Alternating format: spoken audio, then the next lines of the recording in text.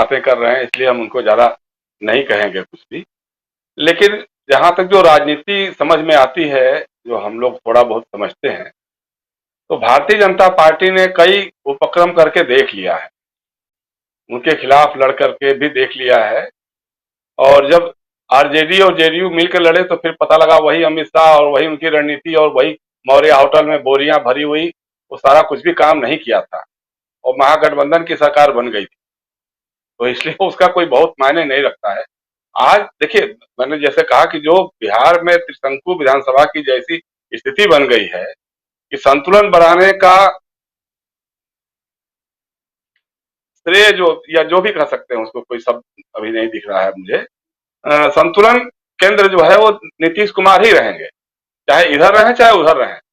Nitish Kumar RJD के साथ जाते हैं तो वहां सरकार बना लेंगे, वो मिलकर के कांग्रेस और लेफ्ट वाले साथ में मिल जाएंगे तो 140 के आसपास उनकी संख्या पहुंच जाएगी। बीजेपी के साथ है तो चल ही रही है, हालांकि बहुत ही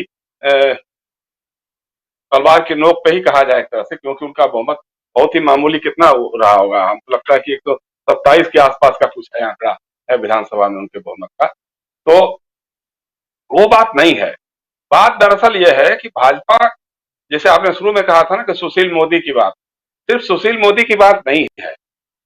अरुण जेटली होते थे जो सेतु का काम करते थे नरेंद्र मोदी और नीतीश कुमार के बीच में, और सुशील मोदी बिहार में रहते थे, दोनों के बीच में एक कड़ी का काम करते थे। तो अभी जो जिस तरह से मोदी जी ने हालत की है भारतीय जनता पार्टी में, जो भी आडवाणी कैंप में रहे हैं लोग कभी, चाहे वो अरुण जेटली भी रहे हो किसी समय, सुषमा स्वराज बेचारी चली ही गई, अरुण जेटली भी चले गए, सुशील मोदी आज पैदल हो गए हैं, राज्यसभा में ला दिया है, लेकिन न इधर के हैं न उधर के, बेचारे कभी कभी कुछ कुछ उलट बांसियां करते रहते हैं, लेकिन कुछ सुनवाई नहीं होती है। प्रकाश जावड़ेकर, रविशंकर प्रसाद, सब लोग बाहर कर दिए गए, हाशिए पर ला रख दिए गए हैं, जो भी उस कैंप में रहे हैं लोग। तो इसलिए वो सब बातों नहीं है। बात दरअसल यही है, और ध्रुव कुमार को पता नहीं कैसे समझ में आ रहा है, आरसीपी सिंह की हालत आज जनता दल यू में नगण्य हो गई है। आज अगर वो छोड़कर जाते हैं तो एक विधायक भी उनके साथ जाने की स्थिति में नहीं है। और मुझे लगता है कि उनका जब टिकट राज्यसभा का कटेगा, जैसे मैंने कहा ना कि अगर बीजेपी ने जोर देकर के उनको अपना उम्मीदवार बनाया या उनको जिताने की कोशिश की, इंडिपेंडेंट लड़ा करके जैसे भी कैसे भी हो, उसी दिन यह गठबंधन की सरकार टूट जाएगी।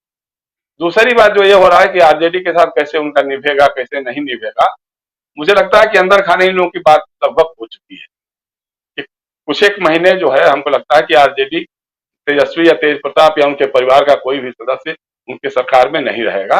सरकार वही चलाएंगे, आरजेडी साथ रहेगी, समर्थन देगी। क्योंकि आरजेडी को एक चीज और लग रहा है, जिस तरह से भारतीय जनता पार्टी की सरकार ने, उसके पास तो एक उसकी जो पॉलिटिकल विंग है ना सीबीआई, उसका इस्तेमाल जिस ढंग से वो करते हैं, वो 10-15 साल पुराना केस जो है रेलवे में भर्ती घोटाले के नाम पर, जब तेजस्वी और नीतीश कुमार की मेलजोल की गतिविधियां बढ़ी, उसी के बाद से लगातार कभी सीबीआई उनके घर पे छापा डाल रही है, कभी दिल्ली में हो रहा है तो कभी वहां हो रहा है।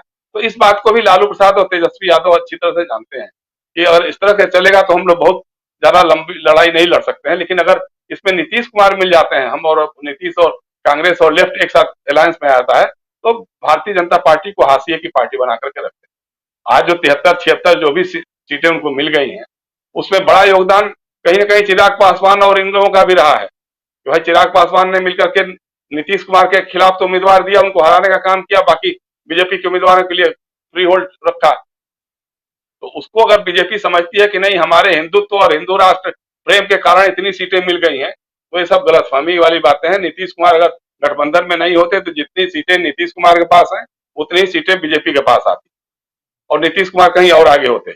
लेकिन खैर वो सब अलग चीजें हैं। भाजपा के पास यही है, जो जिस ढंग से या तो वो नीतीश कुमार के शर्तों पे काम करेगी,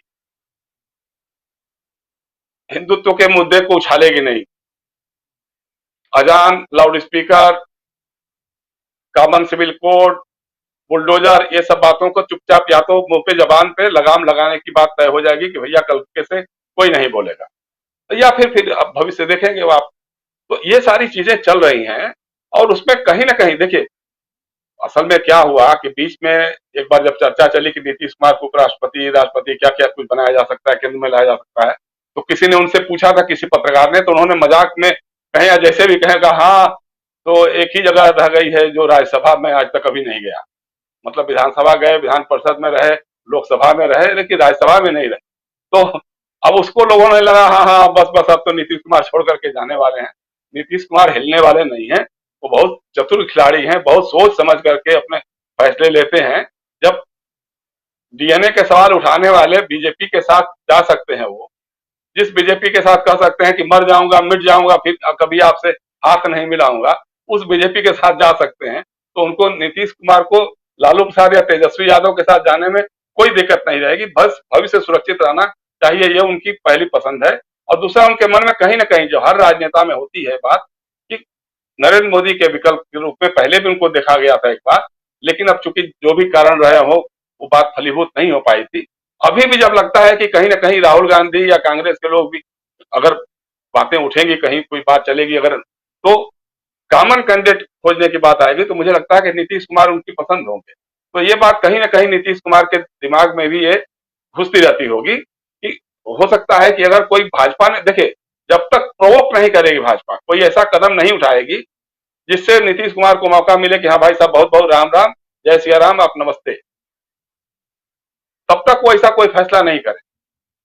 पहली परख ये होगी, आरसीपी सिंह का टिकट कटेगा, उसके बाद फिर क्या होगा ये देखने वाली बात। उसके बाद फिर जातिगत जनगणना पे, जब जैसा ध्रुव कुमार तो कह रहे थे, लेकिन हमने तो देखा है जो भाजपा नेताओं का बयान कि साहब केंद्र सरकार के फैसले के हम साथ हैं और कोई जरूरत नहीं है ये कराने की, जाति जनगणना कराने की कोई जरूरत नहीं है, इस तरह की बातें वो बोलते हैं। तो इस पर भी स्टैंड जब क्लियर होगा, मान लीजिए राज्य सरकार ने कोई फैसला ले लिया, सर्वदलीय बैठक में कोई फैसला हो गया, उस पर फिर भाजपा क्या रुख अख्तियार करती है, ये चीजें भी मुनस्सर करेंगे। तो कुल मिलाकर के अभी स्थिति यही है राजीव जी, बिहार में ढुलमुल राजनीतिक स्थिति तो बनी हुई है, अटकलें तमाम तरह की लग रही हैं। कब क्या होगा, जैसा कि हमारे मित्र ने कहा था ना कि वो नीतीश कुमार कब क्या फैसला करेंगे शायद उनको भी पता नहीं होता है। कई बार परिस्थितियां ऐसी बन जाती हैं कि उसके हिसाब से लोगों को फैसला करना होता है। जी। बहुत सारी बातें हम यहाँ कर रहे हैं।